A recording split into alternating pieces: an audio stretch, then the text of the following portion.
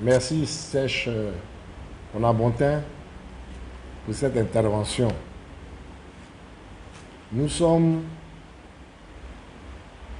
l'Institut Kemet Mat Cheikh Anta Diop, c'est-à-dire une maison de vie, une maison du savoir. Et le doyen Doubi Fakoly incarne la lumière. On ne met pas la lumière en prison, on ne met pas la lumière dans l'obscurité.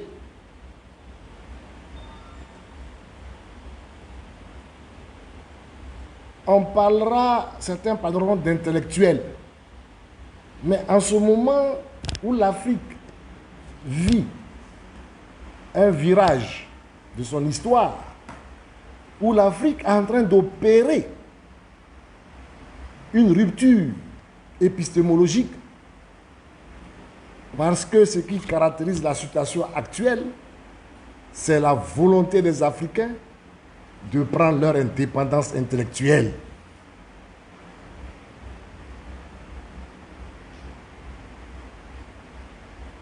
Certains donc appelleront Doubi un intellectuel. Pour nous, le mot intellectuel est un mot maintenant dépassé, car les intellectuels n'ont pas rempli leur mission. On pouvait s'y attendre. Formés à l'école coloniale, quelques intellectuels ont pu sortir de l'eau et se mettre au service de leur peuple. Mais les intellectuels africains ont failli. Mais on ne pouvait pas s'entendre à moins que cela, puisque ce n'est pas nous qui formions nos enfants. Il faut maintenant aller à l'école de la Renaissance africaine pour former, non pas des intellectuels, parce que pour nous maintenant c'est au placard, pour former des sages, pour former des scribes. Nous allons utiliser nos concepts. Doubi Fakoly est un scribe. Doubi Fakoly est un rek. Doubi Fakoly est un rekou, c'est-à-dire un savant. Quand nous disons savant, quand nous disons sage, il y a une particularité. Il ne s'agit pas d'acquisition de techniques de connaissances. Il s'agit surtout de la fidélité aux valeurs de la maths. C'est ça le scribe. C'est ça le nouvel intellectuel africain. Et Doubi Fakoly incarne cet nouvel intellectuel africain que nous appelons le scribe. C'est un scribe. La place des scribes n'est pas dans l'obscurité. Je voudrais, pour qu'on mesure la dimension d'un scribe, pour qu'on mesure la mission d'un scribe, car Doubi est un scribe, Omotunde Kalala est un scribe. Cheikh Anta Diop a donné le profil du scribe. Et je voudrais que vous lisiez cet extrait tiré de sa préface d'un des premiers livres du doyen Théophile Obenga.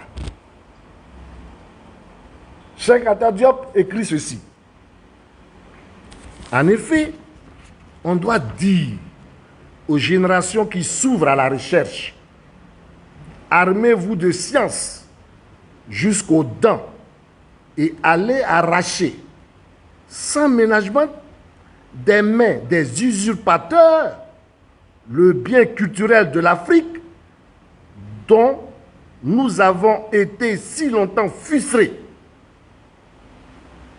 Ces savants, pas des savants occidentaux, ont démérité, car ils ont enseigné sciemment des contes-vérités et sont retombés au rang de vulgaires idéologues qui, sous une apparente sérénité scientifique, se livrent rageusement à des agressions culturelles.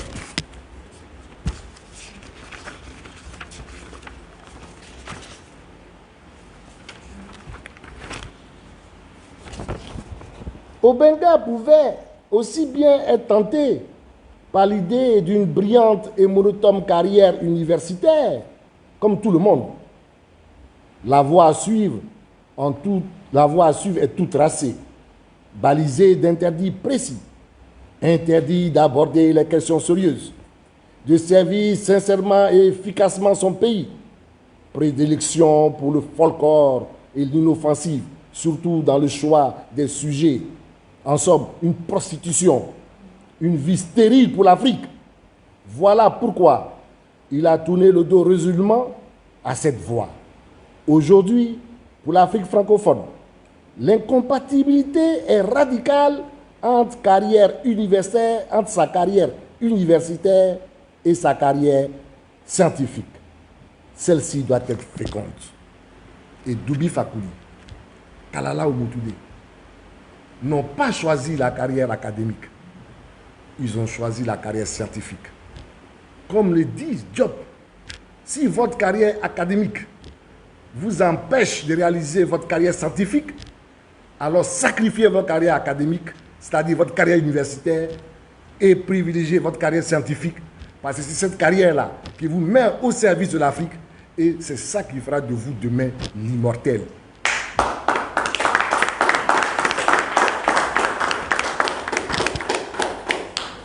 Immortel, ils le sont. Un immortel n'a pas sa place en prison. Doubi Fakoly est connu des jeunes parce qu'il fait partie de ceux qui ont décidé de combattre, non pas l'islam et le christianisme, ce n'est pas ça le débat, la négrophobie de l'islam et du christianisme. C'est de ça qu'il s'agit. Et c'est ce qui est contenu dans ses ouvrages. Et quand vous lisez cet auteur, vous êtes libéré, non pas parce que vous êtes africain, parce que vous êtes réconcilié avec la vérité. Vous êtes réconcilié avec la maths.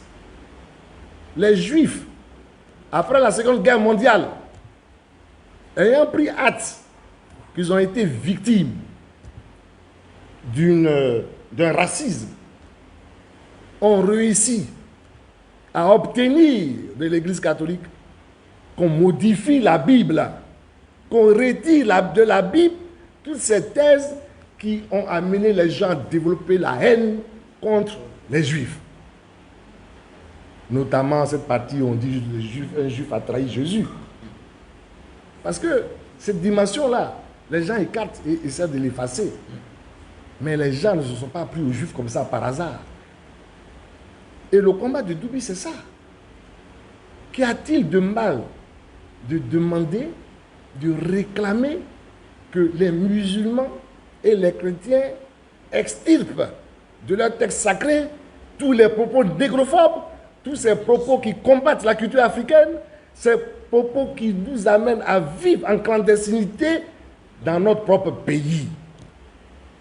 Où est le crime? Voilà de quoi il s'agit. Alors, Doumbia a écrit ce livre formidable, Introduction à la prière négro-africaine.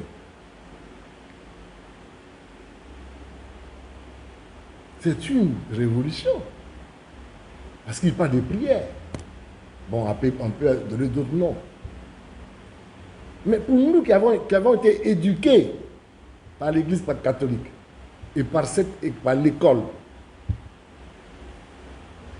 occidentale, l'école coloniale, mais la prière négro-africaine n'existe pas dans nos esprits. Mais pourquoi ça n'existe pas dans nos esprits? Parce qu'on nous a enseigné ça. Il faut lire ce livre pour savoir mais que les Africains avaient une religion normale. Que les Africains étaient même ceux qui ont inventé la religion, les premiers dans l'humanité. Et c'est cette religion-là, c'est chez eux que les autres sont venus apprendre Dieu et les dieux. Vous voyez, Doubi était savant. C'est à ce niveau-là que se situe le débat. Ce n'est pas au niveau des insultes. On ne sacrifie pas sa vie pour insulter les gens. On sacrifie sa vie pour défendre la vérité. Et j'ai un autre livre ici, Livret de rituels kamites, naissance, mariage et enterrement. Doudouy nous dit ici que la spiritualité africaine a aussi ses rituels, a aussi son rituel de mariage, ses rituels de naissance, ses rituels d'enterrement, et qu'il n'y avait rien de sorcier dedans. Donc ces livres sont disponibles à la librairie Kemet Mat. Je crois que le plus grand honneur que nous pouvons faire à ces savants, à ces scribes, c'est d'acheter leurs livres et de suivre leurs enseignements. Je voudrais maintenant dire un mot sur la dimension des scribes de Kalala Umutunde. Voyez-vous, j'ai ici 7 livres comme ça, 7 livres. C'est vraiment une infime portion de sa production. Mais je ne vais pas vous ennuyer en vous les présentant les uns après les autres, puisque ce n'est pas le sujet aujourd'hui. Je vais simplement vous montrer les thèmes. Ici, Kalala Umutunde nous parle de la monnaie au temps des pharaons. Et qu'est-ce qu'on découvre? C'est l'Afrique qui a donné la monnaie au monde. Et ça, les premiers les colons et surtout les premiers, entre guillemets, les premiers explorateurs, c'est-à-dire les premiers voyous qui sont venus raser pieds sur nos côtes, le savaient, puisque dans leur rapport, dans leur relation, ils ont mentionné sur toute la côte africaine, partout où ils allaient, il y avait des monnaies, il y avait de la monnaie, il y avait de l'or, il y avait de l'argent. Tout a été donc expliqué dans ces livres-là. Et donc ça, la dimension de le rôle de l'Afrique, la contribution de l'Afrique, n'est-ce pas, au niveau de l'économie avec la monnaie est une chose importante. Il y a ici ce qu'il a appelé Pélagia. Avez-vous déjà entendu parler de Pélagia? Peut-être que oui, peut-être que non. Mais sûrement non, puisque l'éducation ne va pas vous l'enseigner. Pélagia, en fait, serait l'ancien nom de l'Europe. Ces Noirs qui sont sortis de l'Afrique, qui sont allés en Europe et qui ont été piégés par la glaciation, ils sont devenus des Noirs, des Blancs, pardon. Donc, dans ce continent, avant que Rome ne prenne le pouvoir et domine, il y avait des Noirs avant qui dominaient en Europe. Et c'est Pélagia. Donc ici, c'est un livre qui résume vraiment les racines africaines de l'Europe. C'est là que vous verrez que certaines dynasties européennes même sont à l'origine des dynasties nègres. Mais il ne s'agit pas de tout ramener à l'Afrique. Vous dites que c'est l'Afrique qui fait tout. Il ne s'agit pas de ça. Il s'agit de retrouver l'histoire vraie du monde. Parce que sans cela, la conscience de l'humanité ne pourra jamais progresser sur la base des falsifications. Nous avons également Vérité et mensonge. La traite négrière européenne, Vérité et mensonge. C'est un livre capital. Parce qu'il y a eu un mensonge sur ce que les gens appelaient sans pudeur le commerce des Noirs, la traite des nègres, comme si on pouvait faire le commerce d'êtres humains. Donc, Umutunde, en défenseur de la maths, voilà pourquoi j'ai dit que ce n'est pas un intellectuel. Un défenseur de la maths, fidèle aux valeurs de la maths, a rétabli ici donc la vérité. Umutunde a ici écrit ce livre qui est devenu un best-seller, Cosmogenèse Kamite, tome 1, tome 2, tome 3, tome 4. Cosmogenèse Kamite. Oui, les Africains ont leur récit de la création du monde, de la naissance du monde. Ils ont leur représentation propre de Dieu. Ici, Umutunde va nous montrer que tous les premiers concepts religieux sont nés en Afrique. Il a écrit aussi l'Afrique impériale, la thèse coloniale face à la vérité historique. La vérité. Toujours ce mot revient. La recherche de la maths. C'est ça le scribe. La recherche de la vérité. C'est ça le scribe. Donc ici, évidemment, il va montrer comment à l'époque impériale, l'Afrique était en avance sur l'Europe. Avant que cette guerre arabo-musulmane et euro-chrétienne ne soit déclenchée contre l'Afrique, l'Afrique était en avance, avec déjà les premières universités ici à Tombouctou. On connaît maintenant l'histoire d'Ali Baba, comment on l'appelle, du savant Baba, Ahmed Baba, pardon, de Tombouctou. Alors, il y a aussi prière et hymne. Prière et hymne. Peut-être qu'on aura l'occasion à la fin, après la conférence du WAP, nous aurons l'occasion peut-être de donner une prière ici qui a été élaborée par Omotunde pour nos ancêtres. Et je vais finir avec ce livre capital, Qu'est-ce être Kamit? Qu'est-ce qu'être Kamit? De Omotunde. Voilà pour les jeunes qui veulent apprendre, qui veulent aller à la source du savoir. Ce petit livre-là va leur permettre non pas d'avoir tout ce savoir d'un coup comme ça, mais d'avoir l'appétit pour continuer à chercher, l'appétit intellectuel pour continuer à chercher.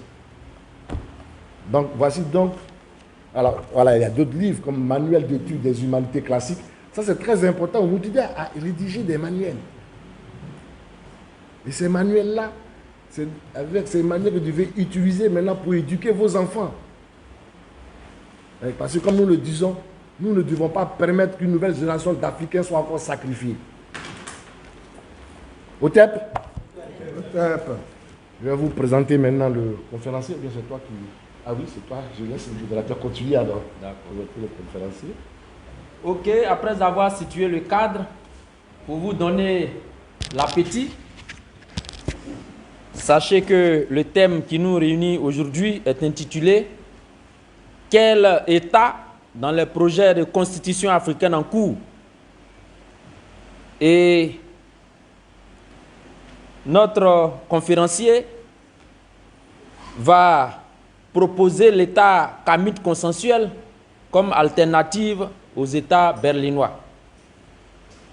Avant qu'il prenne la parole, sachez que notre aîné, le Wab Sando, est né le 14 septembre 1952 à Lakota, où il a fait son école primaire. Ensuite, il a fait son école secondaire au lycée de Sassandra, avant d'obtenir le bac B au lycée technique de Cocody. Il a ensuite fait une maîtrise de droit au centre de formation SGBCI, où il a été chef d'agence de l'agence autoroute Giscard à 24 ans déjà. Il a aussi fait le centre de formation de la CNPS, où il a eu une brillante carrière en qualité de cadre supérieur de sécurité sociale pair de la déconcentration de la CNPS. Sachez qu'il a été l'acteur majeur de la réduction du délai de paiement de la retraite du privé en Côte d'Ivoire de 4 ans à 1 mois. Vous comprenez qu'il a commencé à être au service de la communauté, ça ne date pas d'aujourd'hui. Notre conférencier est le chef de Lakota Village. Chef de village de Lakota. C'est la bonne formulation. Il est naturellement chercheur en kamitologie à l'Institut Cheikh Anta Diop ici. Il est grand-père de la Renaissance africaine au temple de préservation de l'héritage ancestral à Ndjem, dans le département de Jacquesville. Le Wab Aipo est doctorant à l'Institut Kemet Mat. Haute précision, le Wab Sando est disciple de l'émirat Sebaït Amamazama. De l'autre côté, Père At, mais ici, voilà son titre. À côté de lui, vous avez notre aîné qui vient de rendre un vibrant hommage à doyen Dumbi Fakoli et Sèche Omotunde. Lui, il est le émirat père de l'Institut Cheikh Anta Diop. Cher aîné, beaucoup de projets de constitution sont en cours en Afrique. Quelle forme, quel squelette, quel contenu ces constitutions-là doivent avoir? Les Kamites ont envie de savoir. C'est pourquoi on vous a invité à prendre la parole.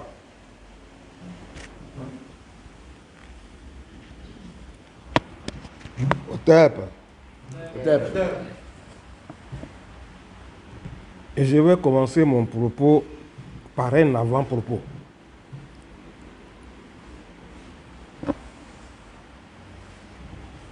Otep au peuple noir, Otep aux Kamites, Otep aux rédacteurs des constitutions, actuellement en terre de Kama, Otep aux chefs d'État, aux différents chefs d'État qui actuellement dirigent des États à Kama.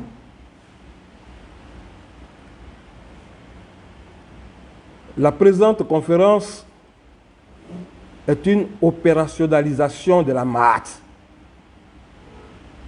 c'est-à-dire nous allons faire entrer la Maat dans la vie quotidienne.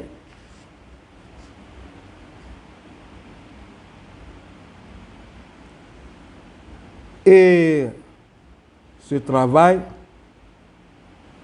n'est pas un travail érudit. C'est-à-dire que je n'ai pas lu tout ce qui a été écrit sur l'État pour pouvoir vous livrer cette réflexion.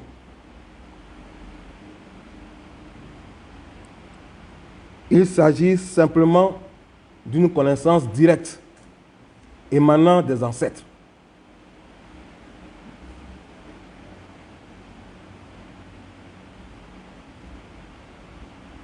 Les éléments de cette conférence m'ont été apportés par les ancêtres pour pouvoir régler un problème en Afrique ici.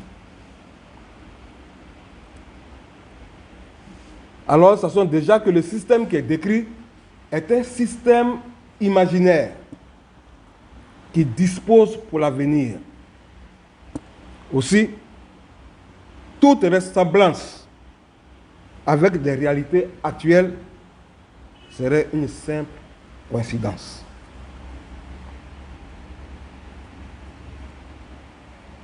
Je vais lire tranquillement ce que j'ai écrit pour ne pas aller dans tous les sens et vous permettre de bien retenir les principes que je vais exposer. Commençons la conférence. Je commence la conférence par la conclusion. Parce qu'il faut que vous ayez la conclusion en tête pour pouvoir suivre le reste. Donc, toute la démonstration qui va être faite, voici les éléments auxquels ces démonstrations sont censées aboutir. Quelle est la conclusion de cette conférence? L'État kamite consensuel est une construction politique ayant à sa base la Maat.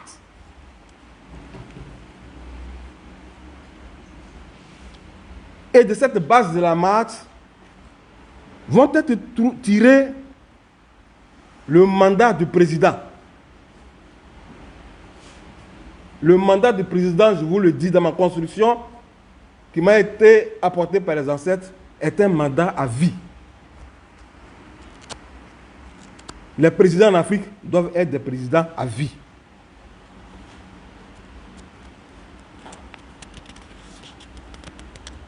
Deuxièmement, les gouvernements en Afrique doivent être des gouvernements consensuels. C'est-à-dire que le gouvernement est formé par les 4 partis politiques du pays qui ont des députés à l'Assemblée nationale. Donc si vous avez 100 partis, 1000 partis, ça c'est votre problème. Vous n'avez qu'à vous rassembler pour faire partie de ceux qui vont envoyer les ministres au gouvernement. C'est pour ça qu'on appelle le gouvernement consensuel. C'est le deuxième enseignement que nous tirons de la Mahat. Enfin, ce gouvernement va exécuter la vision stratégique élaborée par le peuple. Ce n'est pas la définition de la démocratie, ça. Quand l'exécutif exécute ce que le peuple dit, c'est ça la démocratie. Nous sommes en train de vous parler de la démocratie réelle, pas une démocratie formelle. Donc, vous ayant présenté ces principes que vous devez garder en tête, je vais maintenant aborder l'introduction de notre sujet.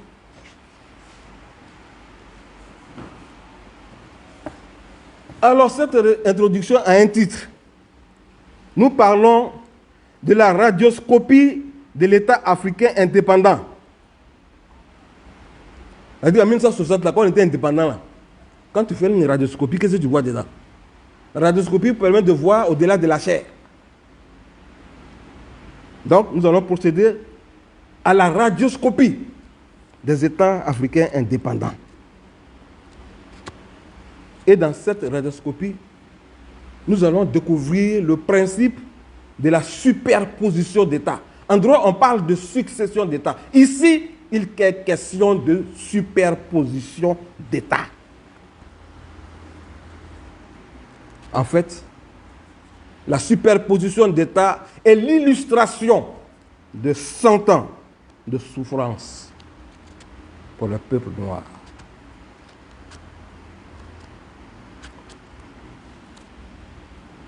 Alors, dans cette superposition d'États, vous avez un État berlinois et en bas de l'État berlinois, vous avez les États kamites locaux. C'est-à-dire que nos villages, nos principautés et nos royaumes sont en bas de l'État berlinois. Il est superposé à eux. Alors commençons tout de suite par définir l'État berlinois. L'État berlinois, c'est un ensemble organisé, composé des éléments ci-après, en vue d'exploiter une terre dite jachère par un conquérant étranger. C'est-à-dire que vous venez en Afrique, vous trouvez des terres et puis vous dites que c'est des jachères. Ça, c'est l'État berlinois, ça. Maintenant, quels sont les éléments qui composent cet État berlinois? Il y a un élément militaire. Et cet élément militaire, c'est les bases militaires étrangères. Et à côté des bases militaires étrangères, vous avez des forces de défense et de sécurité locales. Je vous parle de la radioscopie de 1960. Hein. Vous avez l'armée étrangère et puis vous avez des forces de défense locales. Alors, ces forces de défense et de sécurité locale sont caractérisées par la qualification exceptionnelle de la ressource humaine de cette force de défense et de sécurité. On reconnaît tous que tous nos militaires font des études à travers le monde. Ils ont une rare qualification. Mais, à côté de cette qualification, il y a un gap technologique. C'est-à-dire qu'ils n'ont pas les moyens de mettre en œuvre la formation qu'ils ont reçue à travers le monde. Un gap technologique, c'est-à-dire des armées sans armes. Voilà les composants, la composante militaire de l'État berlinois. Il y a une composante administrative. Le gouvernement,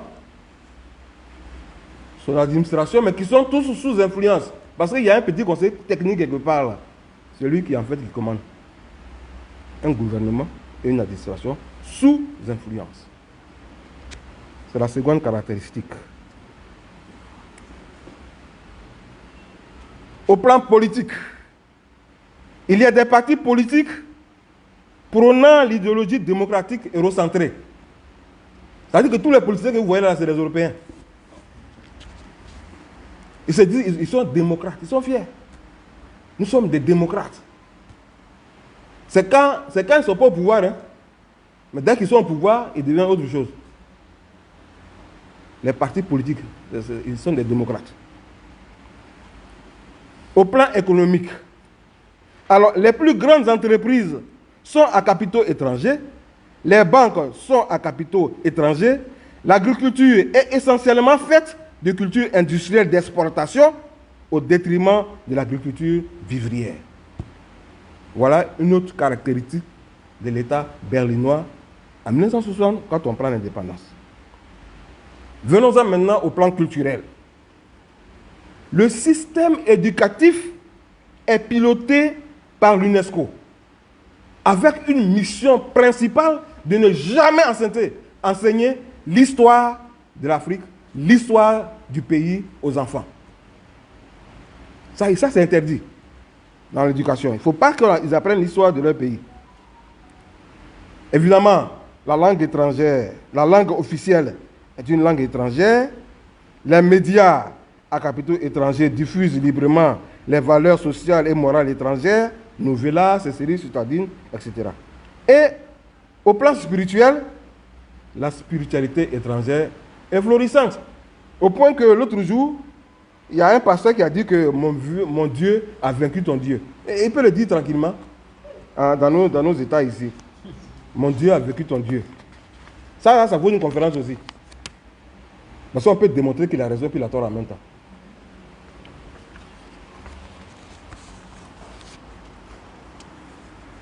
Alors, l'État sur lequel est superposé l'État berlinois, c'est l'État kamite local. Alors là, ce sont des organisations, ci-après, propres aux sociétés africaines, vaincues et soumises aux conquérants étrangers. Il y a les chefferies locales, il y a les principautés, il y a les royaumes. Et les populations dans ces États kamites-là, à 90%, sont dans un secteur dit informel. Ils pratiquent une agriculture d'exportation, principalement vivrière et accessoirement. Donc, principalement, l'agriculture qu'ils pratiquent est une agriculture industrielle d'exportation et accessoirement, ils font de l'agriculture vivrière. Parce qu'il y a pas... Il y a toutes les structures pour faire l'agriculture industrielle. Il y a des structures techniques qui les encadrent, mais quand il s'agit des cultures vivrières, il n'y a rien. Les gens ne sont pas encadrés, ils n'ont pas suivi. Bon, chacun se débrouille pour pouvoir produire ce qu'il peut produire. Voilà les caractéristiques de l'État kamite local. Et dans cet État-là, la langue nationale, les différentes langues nationales sont réservées à la sphère privée. C'est-à-dire que c'est fait pour être parlé dans le privé. Mais avec un destin, la disparition. Parce que Amédée Pierre est chanté en BT. Hein? Aujourd'hui, tous les chantent en quoi? D'accord. Quel est le diagnostic de tout ça là? Deux États subsistent dans les frontières héritées de la colonisation. L'État berlinois est superposé à l'État kamite local, qui est son auxiliaire. Les indépendances n'ont pas mis fin à la superposition des deux États, Parce que l'État de l'indépendance est en tout point pareil à l'État berlinois. Et lui, il est viscéralement opposé à l'État kamite local. La conséquence, c'est quoi? Alors, dès 1963, les chefs de ces États-là se réunissent à Addis Abeba. Et quelles décisions vont prendre? Ils disent que c'est l'intangibilité des frontières héritées de la colonisation qui doit caractériser les frontières dans leurs États. L'intangibilité des frontières héritées de la colonisation. Ça veut dire quoi? C'est la carte d'identité. Regardez ici, nous sommes des États berlinois. Nous sommes faits pour continuer, pour nous superposer aux États kamites locaux. L'intangibilité des frontières héritées de la colonisation.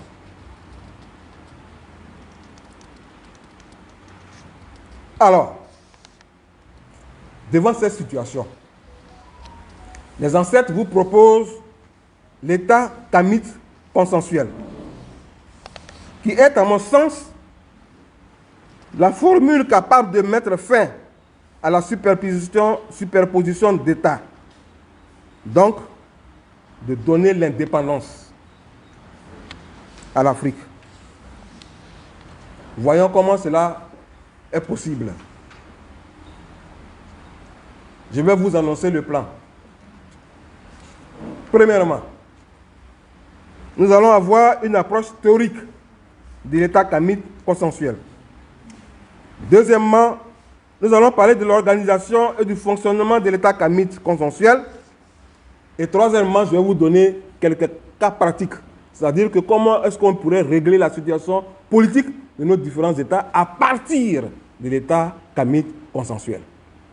Voilà les 3 points. Vous voyez comment ça devient pratique. Comment on peut mettre ça en pratique rapidement si on prend la décision. Alors, grand 1, approche théorique de l'État kamite consensuel. 1.1. De construction. Ce que n'est pas l'État kamite consensuel. On va commencer à déconstruire et puis on va construire après. A. Ce n'est pas une démocratie eurocentrique. Ça, ce n'est pas compliqué à comprendre. L'État kamite qu'on va construire là, ce n'est pas une démocratie eurocentrique. B. L'alternance au pouvoir n'est pas le critère de vitalité du système de gouvernance consensuelle, mais plutôt la continuité. L'alternance au pouvoir, ce n'est pas ça le critère. C'est le consensus national qui dit comment on exerce le pouvoir dans la continuité. Autrement dit, le problème, ce n'est pas le 3e ou le 4e mandat, mais quel consensus a autorisé ces mandats.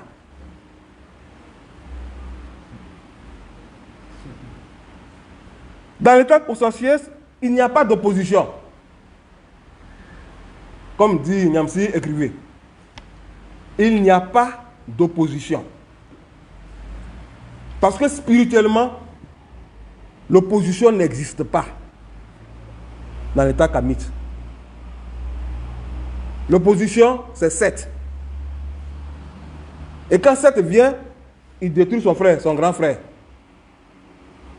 Donc je peux difficilement comprendre que des Noirs acceptent comme idéologie ou système de gouvernement un gouvernement où le principe spécial, c'est l'opposition face à un pouvoir.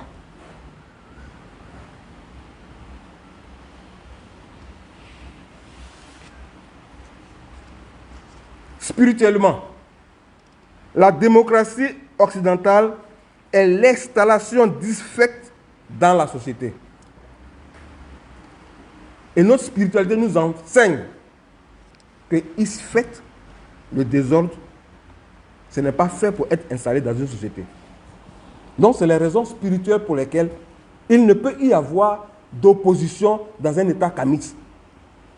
Est-ce qu'au village, il y a une opposition? Quelle est l'opposition au village? Et pourquoi ça veut dire qu'il y a l'opposition?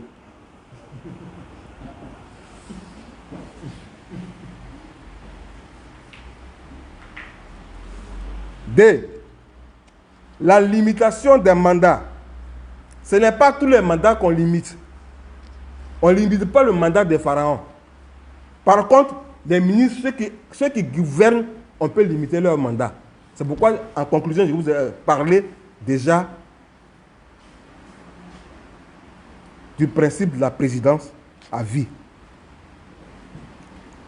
Le mandat de celui qui gouverne est limité. C'est un principe général.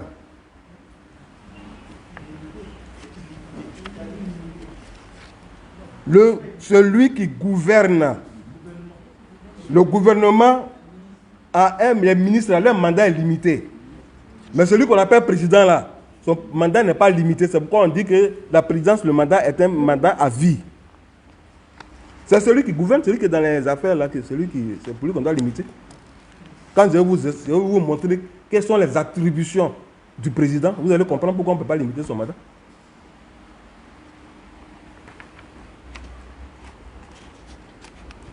Maintenant, on va construire. Les principes directeurs de l'État kamite consensuel. Alors là, maintenant, nous venons à la radioscopie de l'État kamite consensuel. Au plan politique. Avant, on avait une superposition d'États. Mais dans l'État kamite consensuel, il y a 3 structures. Il y a le président. Lui, il contrôle l'État. Et là, son rôle, c'est de contrôler. Contrôle l'État. Ça, c'est son premier rôle. Après, on va aller dans les détails. Il y a la Chambre nationale des chefs, des princes et des rois. Leur rôle à ce niveau-là, c'est d'élaborer la vision stratégique nationale. Et je vais vous expliquer ce que c'est que la vision stratégique nationale. Et à côté, il y a l'État berlinois. Vous voyez, à Kama, on n'exclut pas. Il y a toujours l'inclusion. Donc, le président, les institutions africaines kamites, et puis l'État berlinois toujours.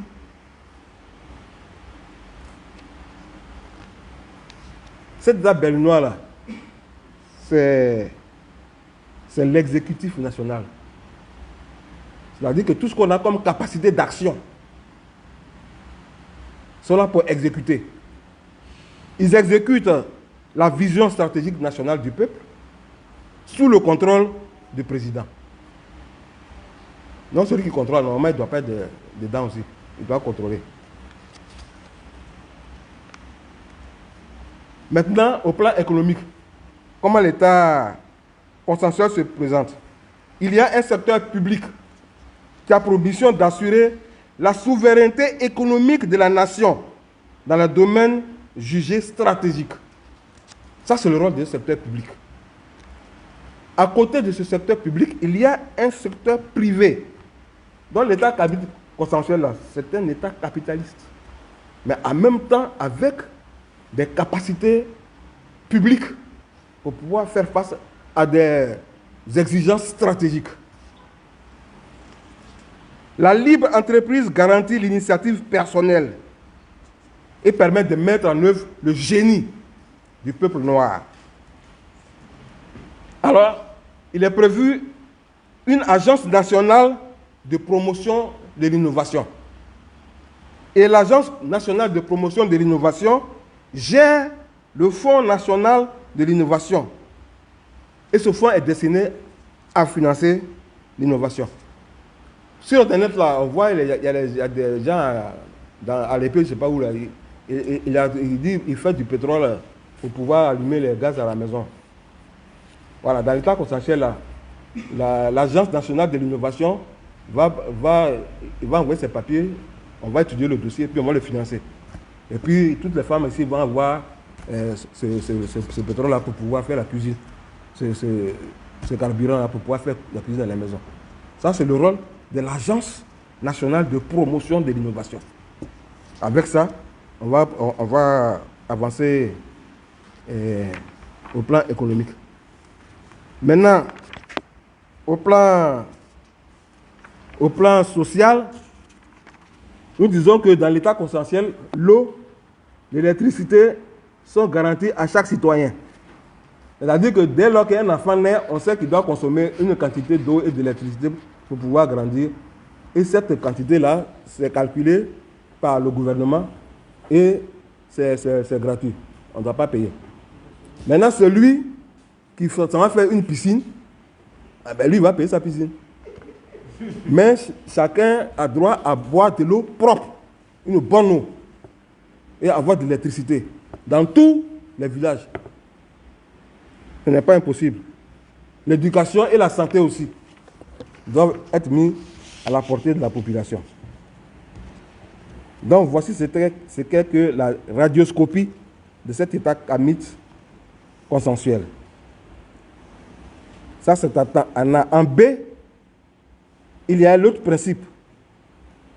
Le président préside, le gouvernement gouverne. Le président dans l'état kamite consensuel incarne la nation. Il est ou ciré. Il a la mat à sa droite et Sekhmet à sa gauche. Il ne peut exercer des tâches qui l'amèneraient à enfreindre la mat. La gestion, le gouvernement l'amèneront à rompre l'harmonie et l'équilibre social. Il portera forcément atteinte à la justice et à la vérité. Le président ne doit en aucun cas gérer l'État. Il dispose par contre de tous les leviers pour contrôler l'action du gouvernement dans la plus stricte neutralité. Voilà pourquoi on disait qu'il peut rester à vie. Parce qu'il ne gouverne pas. La marque ne lui permet pas de gouverner. Tu ne peux pas être un président martique et puis les marchés publics, ils donnent ça à tes parents. Bon, ce n'est pas possible. C'est la raison pour laquelle, spirituellement, il n'est pas concevable qu'un président, dans un état martique, gouverne. Parce que c'est vraiment une occasion pour tromper les mains, se salir. Donc, il doit présider. Je vais vous dire tout à l'heure, en ce qui concerne l'organisation et le fonctionnement, comment est-ce que le président préside dans l'état kamite local.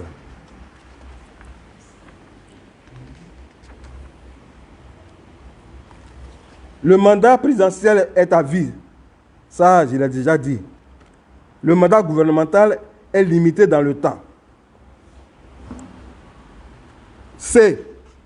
L'Assemblée nationale est élue au suffrage universel direct.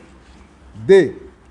L'Assemblée nationale élit le président à la majorité des 3/4 de ses membres. Le gouvernement est issu de l'Assemblée nationale sur les bases définies dans la deuxième partie que je vais vous montrer tout à l'heure. L'exécutif concerne les capacités d'action de l'État. C'est l'ancien État berlinois, instrumentalisé au profit du peuple. Il n'y a pas d'exclusion, mais réorientation martique des instruments du pouvoir. Ainsi, l'exécutif comprend le gouvernement et son administration, dirigé par un Premier ministre. L'Assemblée nationale, on met fin à l'hypocrisie qui favorisait les divagations. C'est-à-dire que tu es élu député par le peuple, et puis arrivé devant la banque, tu commences à dire non, moi je fais partie de la majorité présidentielle. Mais on ne t'a pas élu de la majorité présidentielle, comment tu peux devenir député de la majorité présidentielle? C'est tout ça qu'on doit mettre fin.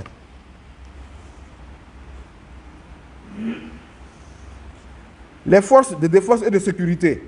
Tout ça, ça ne fait pas dire l'exécutif. Hein? Le pouvoir judiciaire. Ça, les magistrats commis au contrôle de l'État, qui sont placés sous l'autorité du président. Ils sont maîtres et positionnés à la droite du président. Donc, les magistrats sont là pour régler les problèmes entre les particuliers et puis les sociétés, les structures, les personnes morales.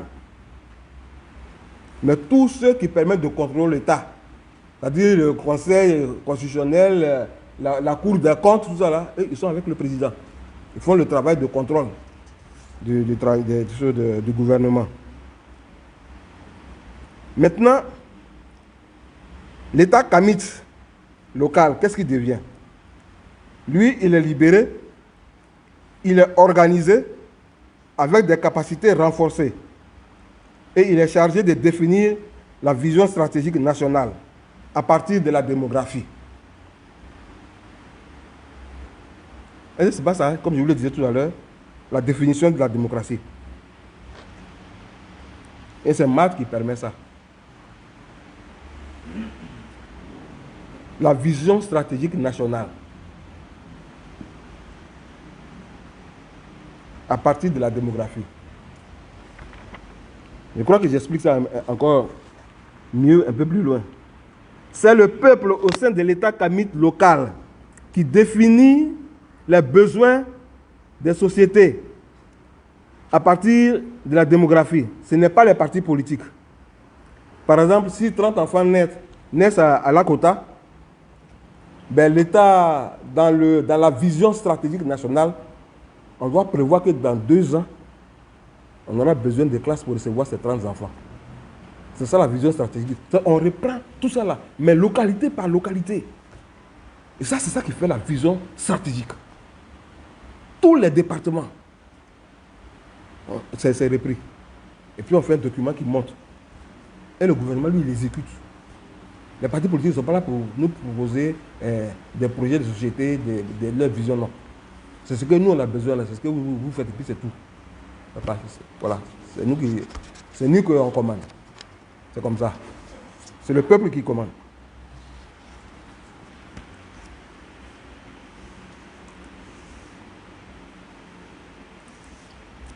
Maintenant, nous allons passer à l'organisation, au grand 2, après la présentation théorique, au grand 2, organisation et fonctionnement de l'État kamite consensuel. Le président A. Élection par l'Assemblée nationale aux 3/4 de ses membres. Son mandat est à vie. Quelles sont ses attributions? Le président garantit l'équilibre cosmique et l'harmonie sociale par la vérité et la justice. Ça, c'est important. Hein? Quand on dit le président garantit l'équilibre cosmique, mais comment il va faire ça? S'il n'est pas avec les maîtres des arcanes et tous ces gens-là, s'il n'est pas avec eux, comment il va faire? Mais il faut officialiser. Au lieu de faire ça dans un coin à ton profil, là, non? Officiellement, on reconnaît que c'est son rôle. Il doit garantir l'équilibre cosmique. Il a dit que s'il ne pleut pas quelque part, là, il doit faire en sorte qu'il pleut. C'était le rôle de Pharaon. Les gens ils priaient et puis, bon, l'agriculture marchait bien. Donc, ils étaient contents de payer la dinde de Pharaon. Hein?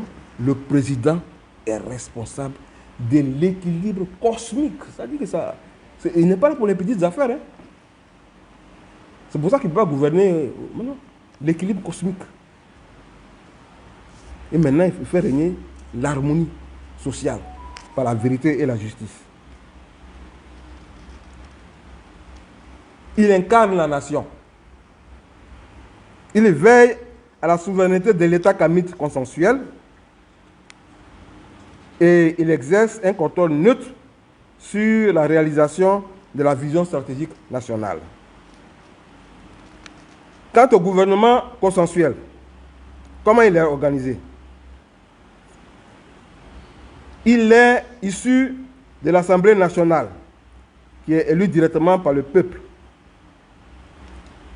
Et ce sont les 4 partis représentés à l'Assemblée nationale qui vont désigner ce gouvernement-là. Alors, le parti majoritaire, il propose le Premier ministre et il nomme 8 ministres dans le gouvernement consensuel. Le parti qui a le plus grand nombre de députés, là, il nomme le Premier ministre vient de ce parti-là, et puis il y a 8 ministres qui viennent de ce parti. Maintenant, les 3 autres partis-là, eux, ils nomment chacun 4 ministres. Donc, nous avons au total 20 ministres, plus le Premier ministre, ça fait un gouvernement de 21 personnes, soit 3 fois 7. Pour nous, c'est un bon chiffre.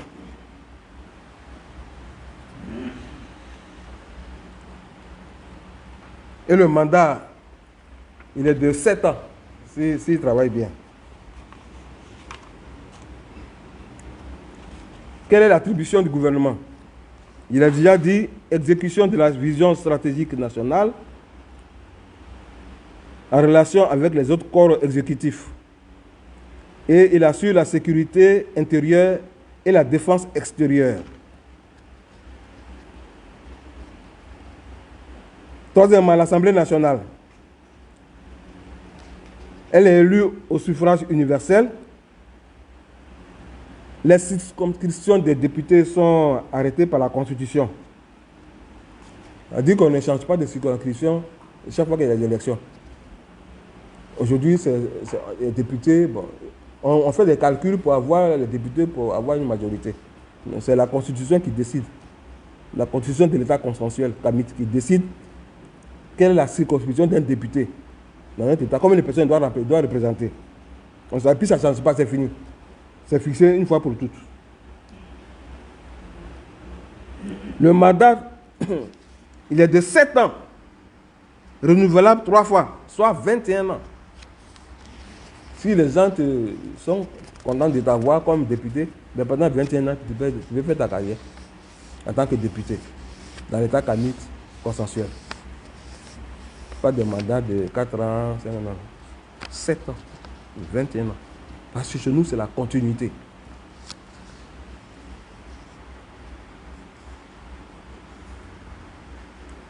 Attribution, vote de la loi, vote du budget, élection du président, composition du gouvernement consensuel. Le pouvoir judiciaire, sur la base de l'indépendance et de la marque, pour partie, ils vont administrer la justice entre les membres physiques et moraux de la société, et pour partie, ils vont assurer le contrôle de l'exécutif sous l'autorité du président en vie. Les forces de défense et de sécurité, sous l'autorité du gouvernement, assurent la sécurité intérieure et la défense contre tout danger extérieur. Et les forces de défense et de sécurité dans l'État kamite consensuel ont vocation à intégrer les armées des Kamas. C'est-à-dire que nous allons avoir des armées qui vont être installées. C'est-à-dire que sur l'armée terrestre, on pense que c'est au Sénégal qui doit être selon le Sénégal. Et puis ils vont avoir les records tout ça là-bas. Puis on met au Nigeria l'armée, les blindés, on met en Afrique du Sud, etc.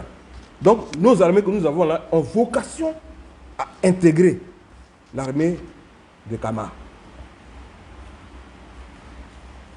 C'est comme je disais pour le football là. On va faire 4 équipes seulement. Pas ici on fait sur l'équipe Babo. On va faire 4 équipes. Puis on bat tout le monde. Premier Kama, deuxième Kama, troisième Kama, cinquième Kama. Voilà. Donc, ils ont vocation à intégrer les armées de Kamite. L'administration, c'est un moyen logistique du gouvernement. Les États kamites locaux, dans leur définition, c'est les villages, les principautés, les royaumes. Ce sont des États. Ils ont un territoire, une population et un pouvoir politique. La défaite devant les forces étrangères les ont ravalés au rang d'auxiliaires de l'administration. Voici ce qu'en disait Van Vollenhoven dans sa circulaire du 15 août 1917. Écoutez bien, hein? Parce que le Van Vollenhoven là, mais c'est un petit, il était très fort. Hein? À 22 ans, il avait un doctorat d'État, un doctorat en droit. Et puis il est entré à l'école coloniale. Et à partir de là, ben, il a commencé à faire sa carrière dans l'administration. Mais le français qui parle là, c'est autre chose. Écoutez bien. Les chefs n'ont aucun pouvoir propre d'aucune espèce. Les chefs n'ont aucun pouvoir propre d'aucune espèce. Car il n'y a pas 2 autorités dans le cercle. L'autorité française et l'autorité indigène. Il n'y en a qu'une. Seul le commandant de cercle commande. Seul il est responsable. Le chef indigène n'est qu'un instrument. Hein? Le chef indigène n'est qu'un instrument. Où est-ce que j'en suis là? Un auxiliaire. Cet arrêté-là, c'est un peu long. Donc, point. Entre nous et les populations, il doit y avoir un truchement. Et c'est le chef qui est ce truchement. C'est-à-dire que le chef, là, c'est un auxiliaire, c'est un truchement. C'est un intermédiaire. Mais celui qui commande là, c'est l'État français. C'est ce que tu peux analyser ça. C'est que quand tu lis là, hein, on dirait qu'il y a des coups de poing qu'on te donne. Pouvoir, il répète ça 2 fois. Autorité, il répète ça 2 fois, 3 fois. Truchement. Instrument.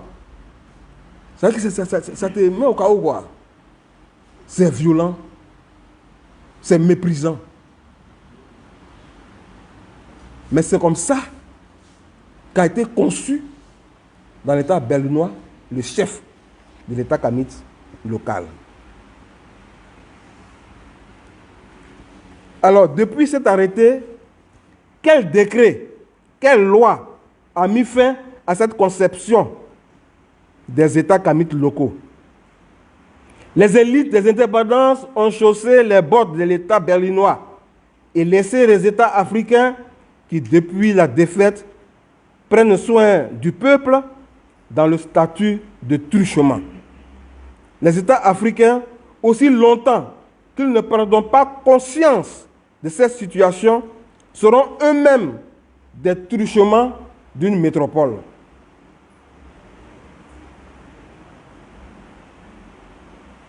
Une métropole qui n'entend rien changer au cours de l'histoire.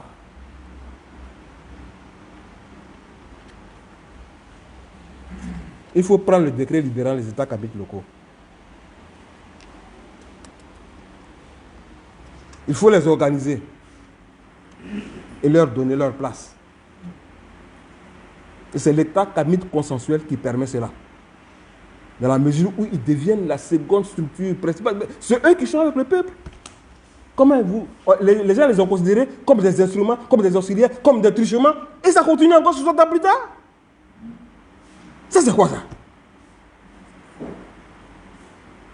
60 ans plus tard, personne n'a pris une décision. Ils ne sont pas concernés. Et tous, autant qu'ils sont, ils se sont comportés de cette façon. De sorte disant, si tu vas prendre Sékou Touré, c'est la même chose. Nkrumah, c'est la même chose. Modibo Keïto, c'est la même chose. Thomas Sankara, c'est la même chose. Aucun d'entre eux n'a compris que la libération de l'Afrique commençait par la libération des États kamites locaux. Si les chefs traditionnels sont des truchements, les États que vous pensez que diriger là, c'est des truchements aussi. C'est des auxiliaires. L'indépendance commence par le décret qui libère les États kamites locaux.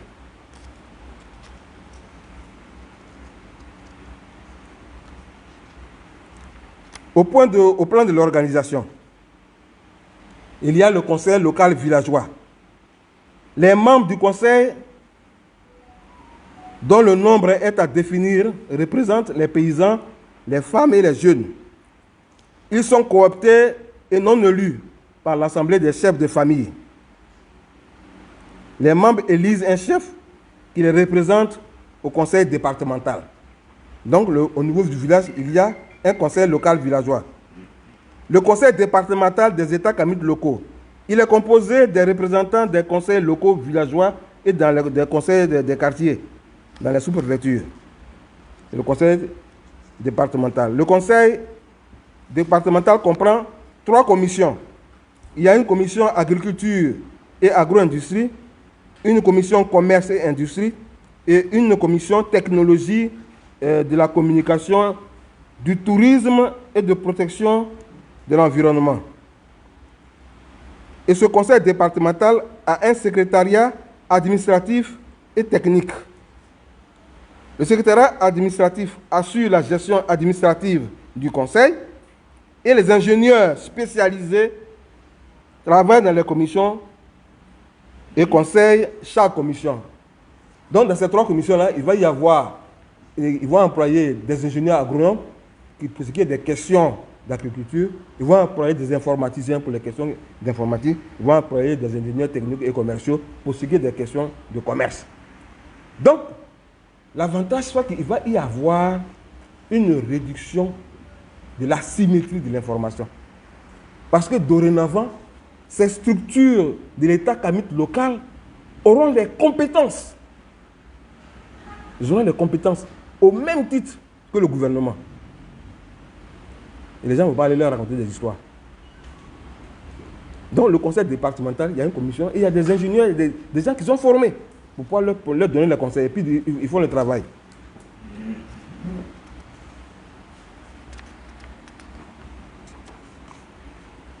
Ensuite, il y a le conseil régional qui vient après le conseil départemental. Il réunit les chefs des conseils départementaux de la région. Et ils élisent un chef régional avec les commissions techniques, comme je vous l'ai dit tout à l'heure, pour les départements. Et puis maintenant, il y a le conseil national des chefs, des princes et des rois. Il réunit les différents chefs régionaux. Il y a aussi il y a des techniciens, il y a un secrétariat administratif et un secrétariat technique. Ces attributions des États kamites locaux, la Chambre nationale élabore la vision stratégique nationale à partir des rapports remontés des conseils villageois, départementaux et régionaux. Cette vision est le projet de société exécuté par le gouvernement. La Chambre nationale des chefs, des princes et des rois évalue l'exécution de la vision stratégique nationale et en rend compte dans un rapport qui propose des améliorations et des observations. À côté de ça, donc de l'organisation de l'État kamite local, il va y avoir des organisations spécialisées qui vont aider cet État kamite local là qui est devenu une grande chambre. Il va y avoir des organisations, des organismes spécialisés qui vont les assister dans le travail. Premièrement, il y a la Compagnie nationale de mobile chargée de réduire la fracture numérique et la symétrie de l'information. Les ménages nationaux doivent bénéficier de l'Internet illimité pour la somme de 2500 francs par mois, avec de larges bandes pour une qualité technologiquement actualisée. Donc, chaque foyer va payer 2500 francs et puis va avoir l'Internet. Ça, c'est le travail de la Compagnie nationale de mobile. Et ça, c'est un point clé. C'est un point clé. Si tout le monde a l'Internet, facilement, non seulement ça va multiplier, ça va permettre un développement vraiment accéléré, mais les gens ne vont pas raconter n'importe quoi. Donc, la mise en place de cet outil-là est la condition sine qua non pour l'existence de l'État kamite consensuel. Il faut une compagnie nationale de mobile. Ensuite, les médias départementaux et régionaux propres aux États kamites locaux. Et troisièmement, l'Académie des sciences et lettres kémites, qui va favoriser la vulgarisation de la langue sacrée et la science kamite. Voilà, présenté l'État kamite local. Maintenant, passons au cas pratique. Concrètement, comment est-ce qu'on règle les cas des 3 pays dont je vais vous parler? En Côte d'Ivoire, il s'agit de donner une base consensuelle à la présidence à vie. Alors, nous allons nommer, conformément à la constitution de l'État consensuel, c'est-à-dire que si on prend la décision demain de mettre en place un État constitutionnel, consensuel, on fait la constitution. Et dans cette constitution, il est dit que le président Bédié, président à vie, a un mandat pour incarner la nation. Il est chargé de l'équilibre cosmique. C'est-à-dire que celui qui va mettre en œuvre tous les arcanes et tout ça, celui qui représente la nation. Premier vice-président, Laurent Gbagbo, président à vie, chargé de l'instauration et de la pérennisation de la souveraineté nationale. Voilà, c'est ça son travail. Il va contrôler si effectivement tout ce qu'on fait là est favorable à la souveraineté nationale. Le président Alassane Ouattara, vice-président, président à vie, chargé de la dette et des relations avec les institutions financières internationales. Donc, il n'y a pas de palabre, tout le monde est à sa place et chacun travaille. Voilà. C'est comme ça l'État consensuel. On ne blesse pas les gens parce que machin, on veut diriger, non. Chacun a sa place. Demain, on peut faire ça.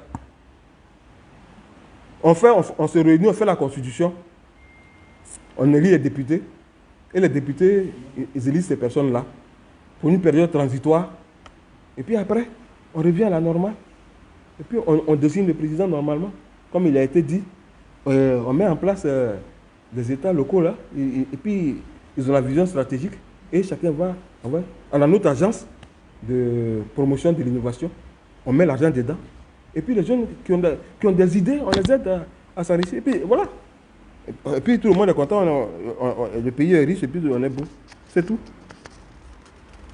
Bon, au Mali, ils sont en train de discuter là-bas. Ils disent que non, mais Assimi Goïta ne peut pas être candidat et machin, ils sont en train de bavarder.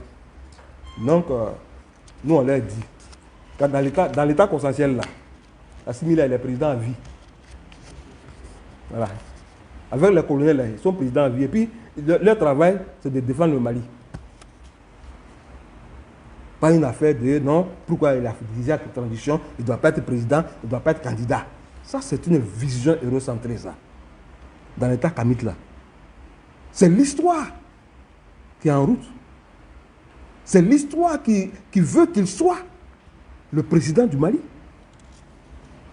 Et il doit être président à vie. Il n'y a pas de discussion dans ça.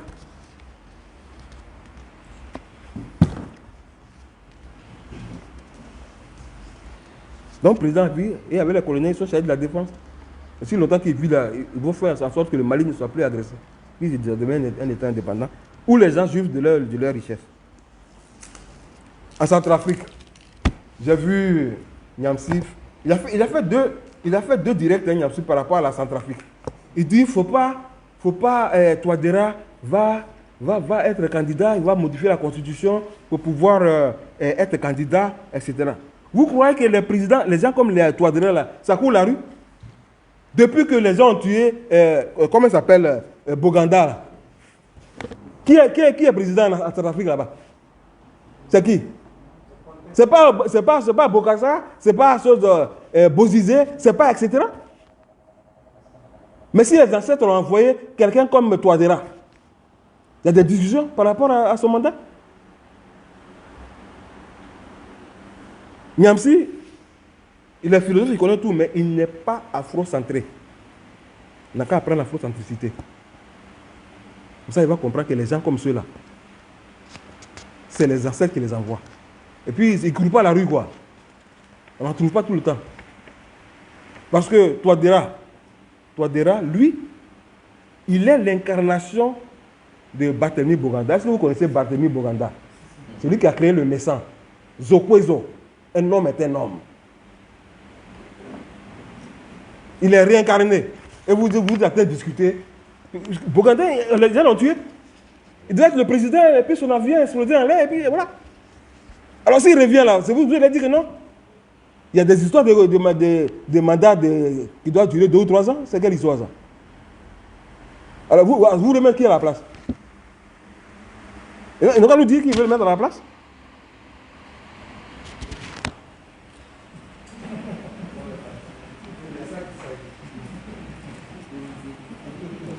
La légitimité du président à vie, on est président à vie parce que l'histoire le permet. Je ne vais pas revenir sur les conclusions. Vous voyez, c'est pas ça qu'on a commencé. Je vous remercie. Peut-être.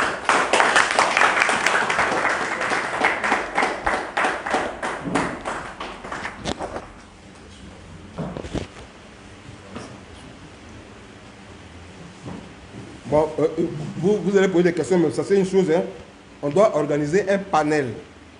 Si nous, on estime que l'état consensuel est important pour l'Afrique et son avenir, on doit organiser un panel, prendre le document, bien l'analyser, bien le structurer, et puis l'envoyer à tous ceux qui font la politique en Afrique ici, pour dire que l'état africain là, il est construit à partir de la Marx. Et voilà comment on peut faire un État où on est libre.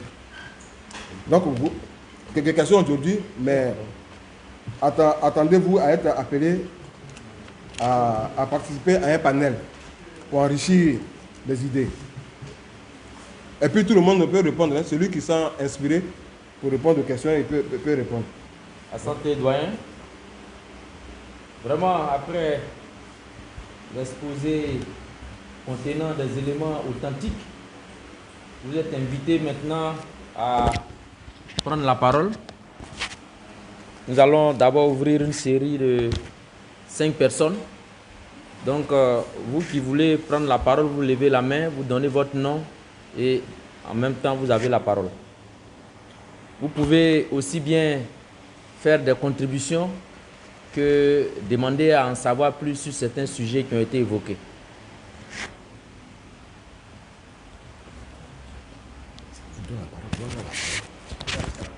Oui.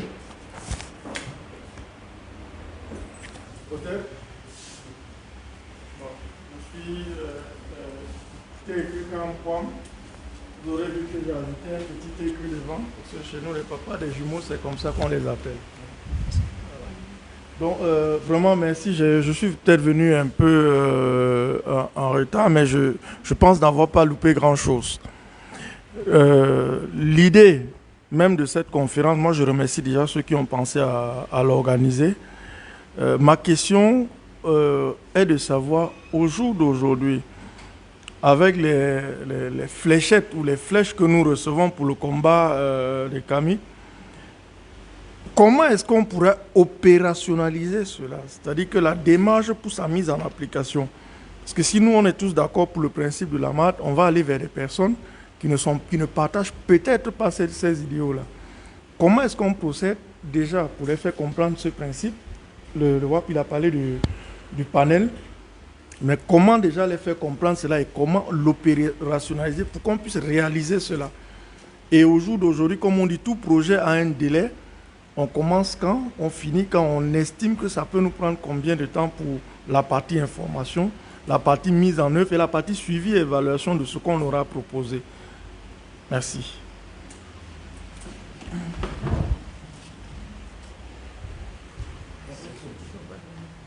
En même temps. Non, ça n'arrive pas au bout. Il peut pas. Non, il peut. Oui, ça arrive. Ok. Bonsoir, je vous remercie. Moi, c'est Ramessou. J'ai une petite préoccupation. Et j'aimerais savoir, concernant la partie libération d'États kamites locaux, où on donne le pouvoir au chef. J'aimerais savoir, est-ce que ce fait-là ne va pas créer une petite cacophonie, puisque en ce moment, plusieurs chefs sont dans une dynamique de communautarisme. Si on les libère et que ça n'a pas créé le régionalisme, des conflits encore d'influence ethnique, c'est une préoccupation que je pose comme ça. Merci.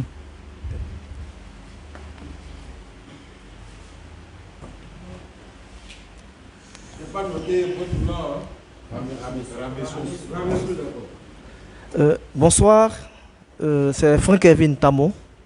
Voilà, et je vais d'abord dire merci au roi pour cette présentation, cette conférence-là. Et j'ai un petit souci concernant le mode de choix du président à vie. Voilà, je ne sais pas si c'est bien saisi. En fait, dans ses propos, l'AU a dit que le président à vie est ici, est en fait voté par l'Assemblée nationale. Voilà, par l'Assemblée nationale. Et il a dit qu'au sein de l'Assemblée nationale, il y aura 4 partis politiques. Or, on sait que le président à vie, comme il a dit là, a pour rôle de contrôler l'action du gouvernement. J'aimerais savoir, le mode de choix du président à vie, est-ce que ça va vraiment garantir en fait son efficacité dans le contrôle de l'action du gouvernement, surtout qu'il sera issu du parti majoritaire? Est-ce qu'il va contrôler le gouvernement qui est également issu du parti majoritaire? Est-ce que le contrôle sera efficace? Est-ce que ça sera objectif? Merci.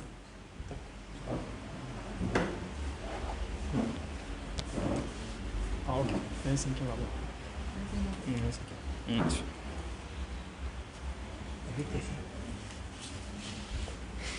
Alors, merci pour la conférence. Moi, je suis Kwame Kwasi. Alors, ma question s'articule comme suite. Vu que Cheikh Anta Diop nous dit que la religion est une affaire personnelle, quelle serait la place de la religion dans cet état consensuel-là? Parce que serait-ce un état laïque ou un état théologique? Et si c'est un état théologique, quelle religion va être la religion de cet état-là? Voici ma question, merci.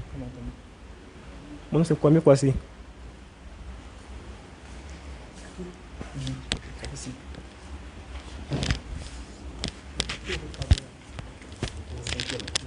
C'est cinquième. Ce sont 4 corps. Ah, il y a 4 pour le moment. Bon, mais répondez. Il n'y a pas quelqu'un qui peut répondre dans le public là-bas. Parce que ce n'est pas une conférence d'érudition. Hein. Moi, je vous ai dit. Hein. Donc, il y a comme qui demande comment est-ce qu'on va opérationnaliser le cabinet consensuel. Mais il faut déjà prendre le pouvoir. Si tu n'as pas pris le pouvoir, tu ne pourras pas opérationnaliser. On va opérationnaliser la masse. Ça, on est d'accord là-dessus. Mais si ceux qui ont cette vision de l'exercice du pouvoir, de la gestion du pouvoir ne sont pas majoritaires, on ne pourra pas opérationnaliser. Donc, on va informer. On va mettre ce document-là dans de bonnes formes. Y mettre comment nous voyons l'État. Et puis partager à ceux qui sont capables de jouer des rôles. Déjà, à l'entame de cette conférence, j'ai dit que le public là, c'est ceux qui sont en train de construire actuellement, qui sont en train de faire des constitutions actuellement là, au Mali. Là. Hein? Au Mali, ils disent qu'ils vont refonder. Hein? Ils disent qu'ils vont refonder. Ils vont refonder quoi? L'État berlinois ne se refonde pas. Voilà. C'est la première des choses. La constitution qu'ils sont en train d'écrire là-bas, c'est du bidon. C'est tous des eurocentrés. C'est pourquoi il est important que nous diffusions nos idées. On va partir de la diffusion. Ils sont en train d'écrire une constitution qui ne va pas permettre au président Assimi Goïta de jouer un rôle dans l'État, puis on va la mettre à des politiciens. Et ça va continuer. Le jeu va recommencer. Donc déjà, à ceux qui sont en train de construire d'écrire des constitutions là, nous leur donnons des voies pour faire asseoir un État qui soit conforme à la spiritualité, à la vision du monde des Noirs.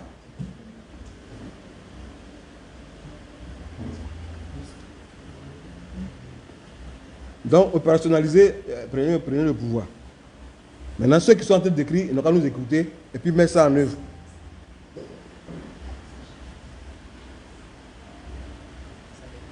Ça c'est l'argument. Hein?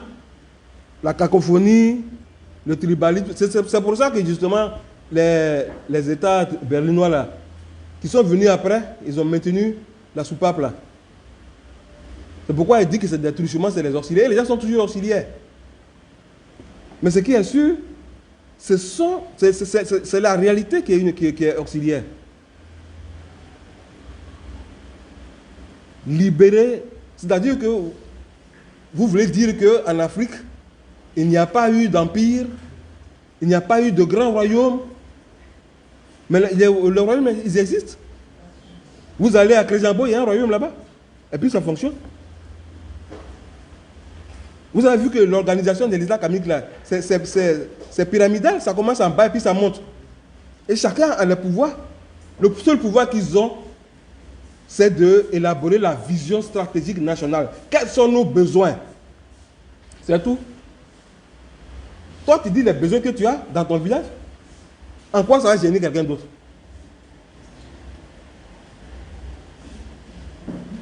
C'est ça la vision stratégique là, nationale. Mais ça part du village, après ça arrive au département. Le département, ça va dans la région. Et puis il y a une certaine synergie. Il n'y a pas de cacophonie. Parce que quelqu'un va demander qu'on construise un hôpital à la Kota, quelqu'un va dire que mais pourquoi est-ce qu'on doit construire un hôpital à la Kota? Non. Il n'y a pas de raison qu'il y ait des problèmes entre eux. Chacun exprime ses besoins et on va évaluer et puis voir comment est-ce qu'on peut réaliser. Voilà. C'est pour ça qu'on veut permettre à ces États-là de s'exprimer. Et ils sont organisés. Vous aurez constaté que ce que j'appelle l'exécutif là, il n'y a personne qui peut s'y opposer. Hein. Le président ou l'État kamite local n'a aucun pouvoir du point de vue des forces. Hein. La force dépend du gouvernement. Seul. Mais ce gouvernement-là, il est là pour exécuter. Même s'ils ont les armées, tout ça là, ils sont là pour servir le peuple. C'est pour ça le fait de libérer les États kamites locaux ne va pas entraîner la zizanie. Ni la cacophonie.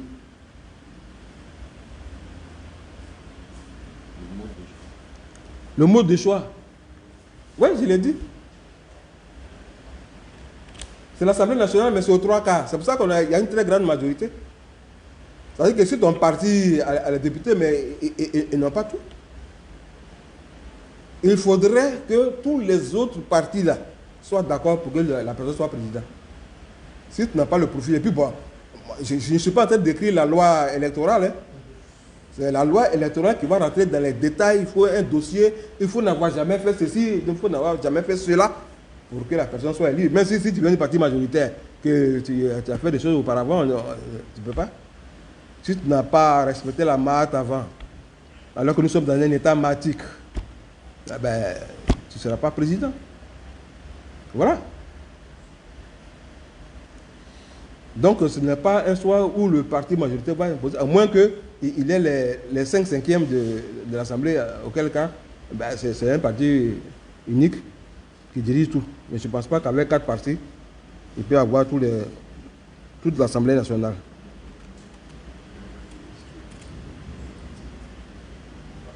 Place de la religion. Le président, il est chargé de l'équilibre cosmique. La religion où il peut être capable d'exercer l'équilibre cosmique là. C'est cette religion-là qui va gouverner. Si le président est capable de boucher la couche d'ozone, hein?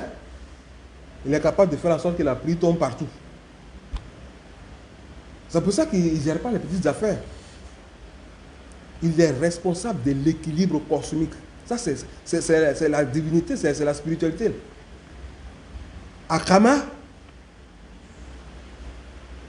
le temple d'Amon-Ra avait 336 000 hectares de terre pour pouvoir faire le travail. Ils avaient 336 000 hectares pour travailler. Si on met aussi les prêtres dans les mêmes conditions, ils vont assister le président. Et il va permettre de mettre en place l'équilibre cosmique. Mais c'est un état kamite. La condition, c'est d'avoir un état kamite. Où on sait qu'il y a quelque chose qu'on appelle équilibre cosmique. Est-ce qu'il y a des gens ici, des gens qui ont équilibre cosmique?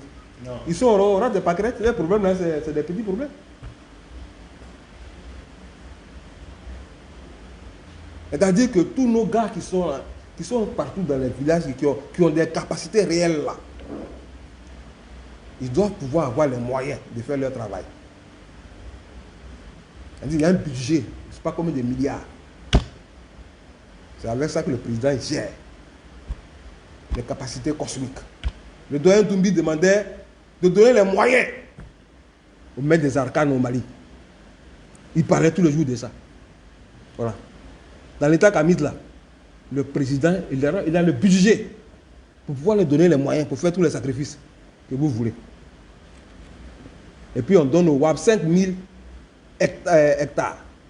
Le WAB là-bas, il élève les moutons, les cabris, les coqs, tout ça là, les coqs blancs pour faire les sacrifices. Puis il fait le boulot. Voilà, c'est de ça qu'il s'agit.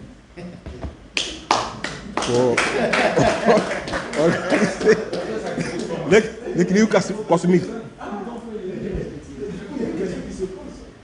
Et on fait sacrifice comment? On ne donne pas ça ici. Selon les cas spécifiques. Mais comment? Selon les caractéristiques. On parle de l'état kamite là. On n'est pas dans les états machin, hein? Les états kamites. Là-bas on fait les sacrifices. On fait les rituels. C'est selon les caractéristiques du défi. On fait les sacrifices. Il y a pas. S'il faut des bœufs, il faut des machins, on gère. Hein? Bon. Il n'y a pas de barème standard. Il n'y a pas, bon, mais écoutez, répondez aussi. Hein? Bon, je vais ajouter, oui. Je vais ajouter quelque chose. À Tama, à l'époque, le pouvoir était centralisé beaucoup sur la spiritualité. De ce fait, on dit prêtre, mais on peut dire savant. Les savants qui étaient dans les temples, chaque jour, il y avait effectivement des sacrifices. On tuait des bœufs, on tuait c'était des pétades, mais c'était pas on faisait pas les offrandes, on faisait des offrandes. Ça servait également à alimenter tout le pays. Est-ce que vous comprenez? Parce que souvent les gens pensent que quand on dit on fait un sacrifice, puis si c'est un bœuf, le bœuf on ne le mange pas. Non, quand on a tué le bœuf, on a fait les sacrifices, le bœuf est repartagé dans tout le pays. Et comme il y avait plein de sacrifices, le peuple n'avait pas faim. Est-ce que vous comprenez? Donc c'était également des fruits, c'était également des légumes, chaque jour. Et c'est comme ça que l'État fonctionnait. Et les prêtres sont en réalité des savants. C'est là-bas qu'on enseignait. C'était les universités. Si tu voulais savoir, si tu voulais aller à l'école, tu partais dans les temples. Dans les temples, il y avait tous les prêtres que vous voyez là. C'était des savants. Et c'est eux qui éduquaient. Il y avait des sous-sols où il fallait avoir un certain niveau de compréhension. C'est-à-dire que les gens les plus intelligents, ceux qui sont les érudits, là, les gars qui sont dans la maths, vraiment, c'est eux, quand souvent ils veulent faire des choses, ils sont dans le souterrain là-bas. Donc c'est ce que je voulais ajouter. C'est de ça que le WAB parle en fait.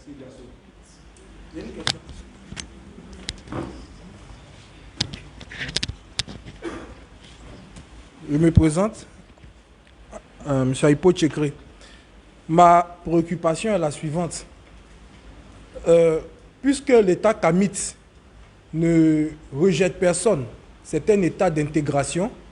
On a vu l'intégration de l'État berlinois, mais la question religieuse s'est invitée dans la réflexion. Et il faut dire aussi que l'État tel qu'il est aujourd'hui ne compte pas que des kamites.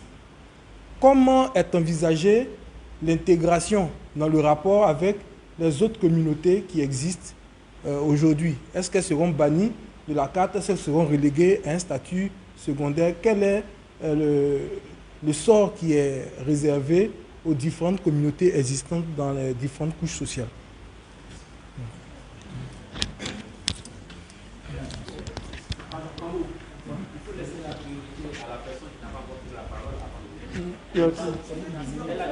Oui, je voulais donner... Allez-y. Oui. D'accord. Je voulais préciser, il a dit tout à l'heure en parlant de cacophonie dans les différentes régions et tout ça, c'était ça sa question.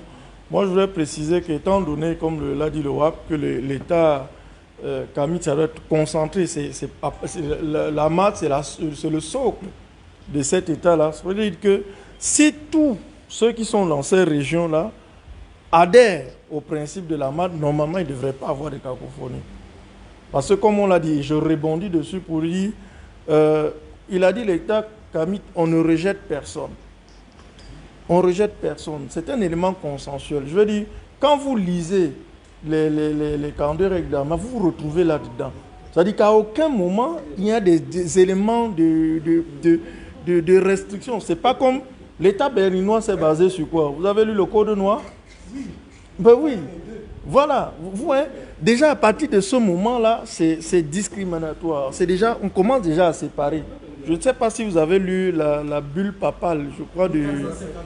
Ah, voilà, on sent qu'on est entre nous là. On sait de quoi on parle. Donc vous voyez, il y a des éléments déjà qui sont conflictogènes. Quand vous lisez la base de ces 42 règles, vous ne voyez pas d'éléments conflictogènes. Donc toute personne censée se retrouve dedans. Sauf si vous servez autre chose. Comme l'a dit le WAP, eux-là, ils sont eurocentrés. Au-delà d'être afrocentrés même, tout l'univers se retrouve dans la marque. C'est ce que je pense. Hein. Vraiment, je parle sur le contrôle. Tout l'univers se retrouve dans la marque. Ça voudrait dire qu'il n'y a aucune communauté qui est mise à côté. Il n'y a aucune personne qui est discriminée. Rien. Tout est respecté. Tout est respecté. Moi, je vous mets au défi de trouver un endroit où on est en train de discriminer quelqu'un, où même il y a des subtils noms. C'est tellement bien fait. Et en plus, ce sont des traductions. C'est-à-dire que même ce qu'on n'a pas compris, ça peut être émaner des erreurs de traduction encore. Voilà. On a des livres qui sont 10, mais qui ont plusieurs versions des uns et les autres et tout ça. Donc, il peut avoir cela. Mais moi, je pense qu'il n'y a pas de problème à ce niveau-là. Quand c'est bon, c'est bon. Voilà. C'est ce que j'avais à dire comme contribution. Merci.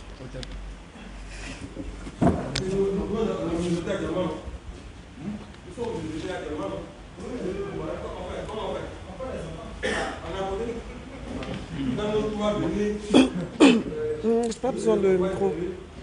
J'ai pas besoin de micro. C'est pour enregistrer. Ah d'accord, ok. Alors, bonsoir à tous. Moi, je suis la sœur Blabo Blahi. Je suis arrivée très en retard à la fin, pratiquement. Je m'en excuse. Mais j'étais en retard pour question de tâches ménagères, voilà. Alors, lorsque les questions ont débuté, j'avais envie de poser une question, mais je m'en suis abstenue parce que je n'avais pas entendu tout le déroulé de l'exposé. Toutefois, à travers les différentes réponses, je rebondis encore sur ma question. De ce que j'ai entendu, président, Assemblée nationale, alors qu'est-ce que c'est au fond? Est-ce qu'on garde le canevas eurocentré avec des kamites qui font maintenant le travail, ou bien est-ce que c'est une restructure même complètement de cet État qu'on connaît jusque-là? D'abord, président, pourquoi président? Moi, c'est la question que je me pose. Hein. Pourquoi Assemblée nationale? Est-ce qu'on ne peut pas trouver autre chose? Donc ça, c'est ma première question. La deuxième, c'est un État consensuel, certes, on a parlé de sacrifice et tout, mais toujours est-il qu'il y a une tranche de kamites qui estime aujourd'hui que des sacrifices de sang ne devraient plus se faire. Donc, comment ça va se passer par rapport à tout ça? Parce que pour ceux-mêmes qui ne sont absolument pas dans le mouvement, ok, ils seront dans le pays et tout, mais entre nous-mêmes déjà, il y a déjà beaucoup de clivages. Donc, comment arranger tout ça pour nous retrouver, je ne sais pas, dans un État, dans un pays où tout le monde se sentira mais vraiment à l'aise et puis, bon, on regardera dans la même direction. Donc, voilà un peu la question. Merci.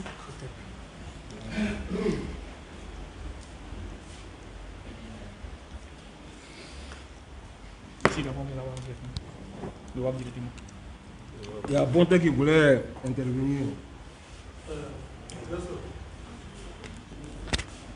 En fait, c'était juste... c'était...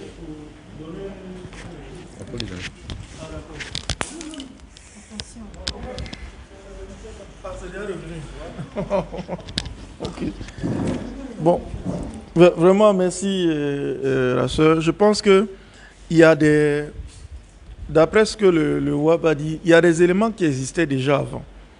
Il a pris des exemples des empires qui ont existé sur le continent, des empires très puissants. Ça peut être des noms génériques qu'on donne, mais c'est le contenu. Par exemple, le président, il dit qu'il est chargé de l'équilibre cosmique. Aucun président n'a cette fonction, à mon avis, jusqu'ici. Par exemple, c'est-à-dire que peut-être le nom peut sembler être un nom eurocentré. Non, c'est le contenu de la fonction. Et maintenant, si on veut revenir dans les grands empires qui ont existé, vous savez très bien que ces empires avaient le nom des gouverneurs et tout ça en leur propre langue. En fait, moi, je pense que, comme il a dit, le document s'est enrichi à mettre sur une très bonne forme. C'est le contenu des missions. Et dans le contenu des missions, vous vous rendrez que ce sont des contenus martiques, ce sont des contenus afrocentrés. Voilà, c'est des contenus Regardez, nous, par exemple, aujourd'hui, on porte des noms européens. Mais je vais vous dire quelque chose. Aucun de mes enfants ne porte ces noms-là. Et ils sont 7 aujourd'hui.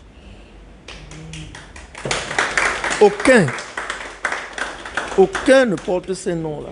Moi, mes noms, je les ai laissés par respect pour mon père parce que chaque nom et prénom avait une signification. Je représentais ses oncles, ses frères, des personnes qui lui ont fait du bien. Donc, enlever ça même de manière juridique, ce serait peut-être ne pas honorer mon père qui est parti, ça fait presque 40 ans. Mais nous, on fait cette révolution. Donc, j'ai un nom eurocentré, comme on veut dire, mais mon contenu là. Vous voyez un peu, je prends cet exemple juste pour dire que quand le WAP va peut-être revenir dessus, vous verrez que c'est le contenu de la fonction qui est plus important. Nous tous, on a ces noms-là. Mais qu'est-ce qu'on a à l'intérieur? Et c'est ça le plus important. C'est pour ça qu'on se retrouve ici. Merci. Cher Monteur.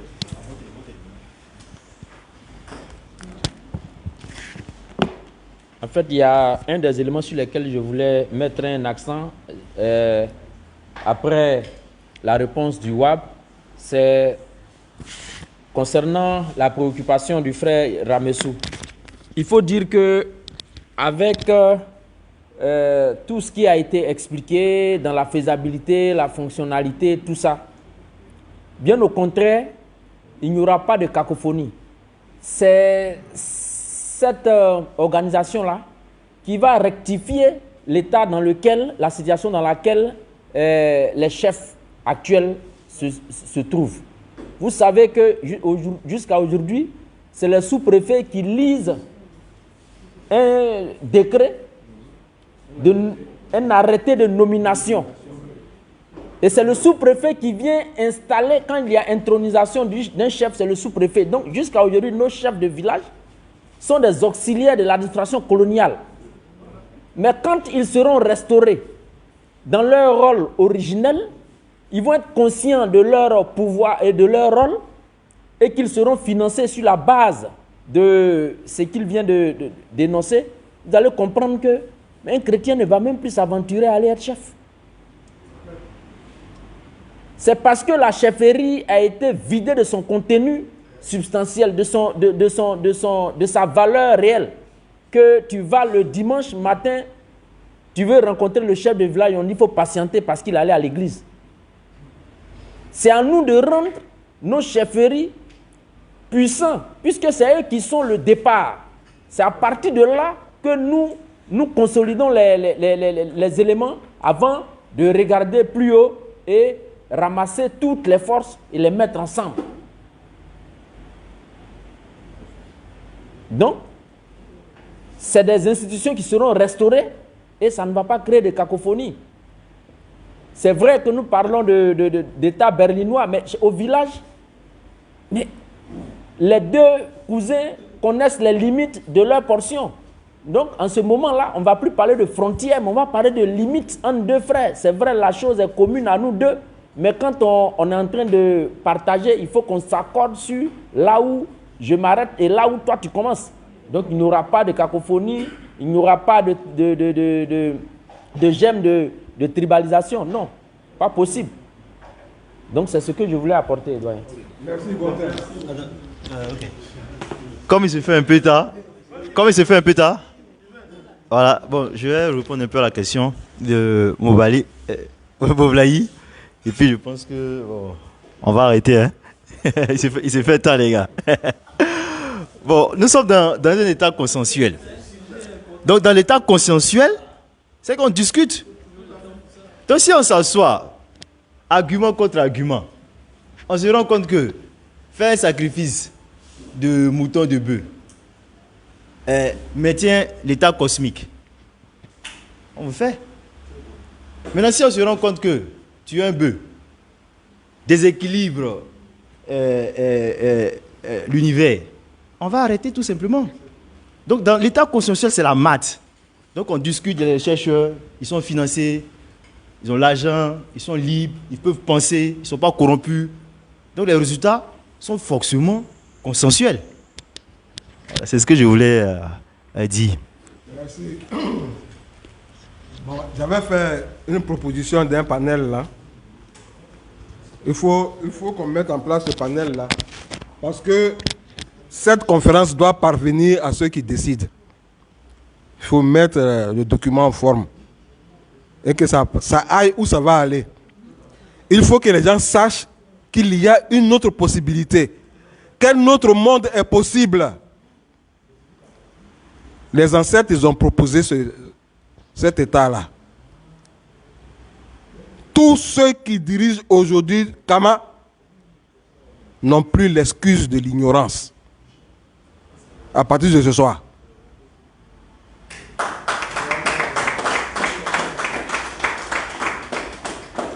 Un autre état est possible, mettez-nous ensemble pour le construire théoriquement et le proposer au monde noir, au TEP.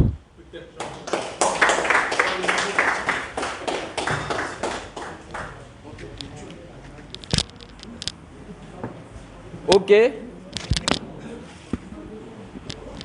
Nous tenons à vous remercier pour avoir effectué le déplacement. À santé, cher aîné, pour avoir aidé la communauté kamite à savoir qu'il y a une alternative à ce qui n'a jamais été rectifié jusque-là. Que les ancêtres nous protègent, nous permettent à chacun de rentrer chez lui sain et sauf. Cher aîné, s'il y a quelque chose à ajouter. Oui, merci, monsieur. D'accord, ça va. Ok. Je voudrais vraiment vous remercier d'avoir fait le déplacement pour venir participer nombreux à cette première conférence de l'Institut Kemet Mat Cheikh Anta Diop. Remercier les téléspectateurs, ou comment on dit ça maintenant, je ne sais pas, les web spectateurs également, de nous suivre. Remercier le WAB, parce que vous avez entendu l'âge du WAB. C'est un chef, c'est un roi, et il s'est remis à l'école. Et sans complexe, regardez son âge.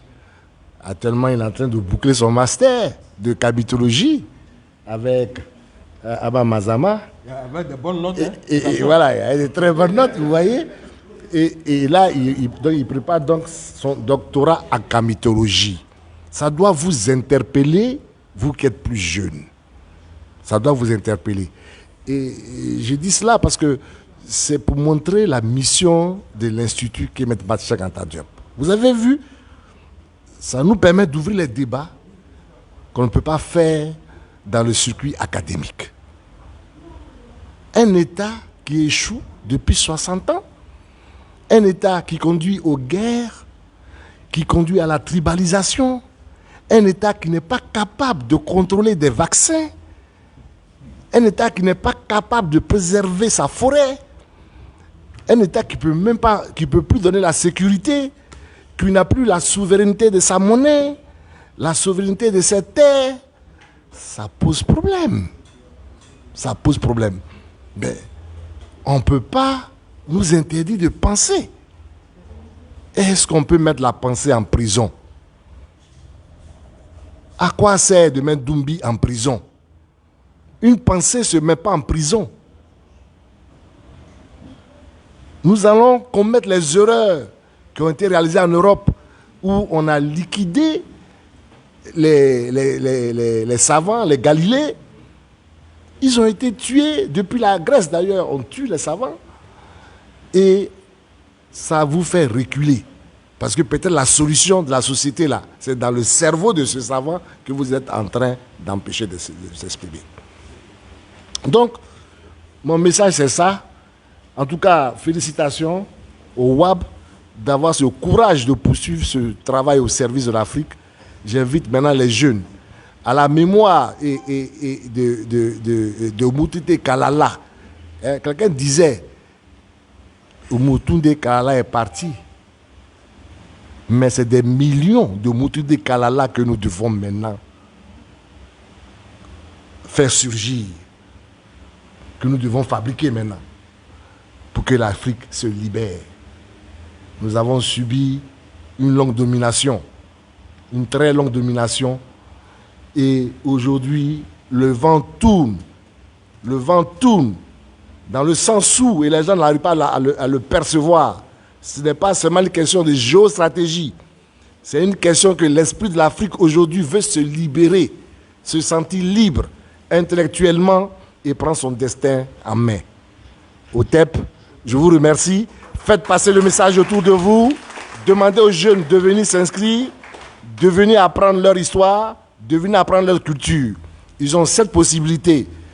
Umutunde a mis 10 ans, 20 ans ou 10 ans pour apprendre de façon informelle. Il a mis du temps parce qu'il n'avait pas d'institution. Il n'y avait pas de système éducatif à sa disposition.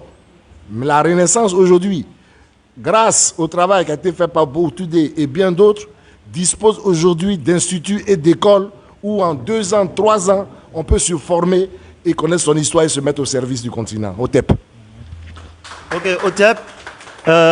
Sur ça, l'Institut Kemet Mat met en vente une nouvelle collection qu'on a dénommée les documents qu'on cache au noir. Et pour la première édition, d'autres vont suivre bientôt. On met à disposition Hérodote, ETEP, l'histoire 2. Donc le livre est à 5 000. Vous pouvez nous encourager. C'est les livres qu'il faut lire. C'est très important parce que c'est à la source des éléments. Il faut qu'on étudie l'Europe comme eux nous ont étudié. Contrairement à ce que les gens pensent, les gars nous connaissent. C'est pourquoi ils nous dominent. Ne pensez pas que les Européens ne nous connaissent pas. Hein? Ne lisez pas les faux livres. C'est pour cela qu'on dit les documents qu'on cache au noir. Il y aura plein de livres qu'on va mettre à votre disposition. OTEP.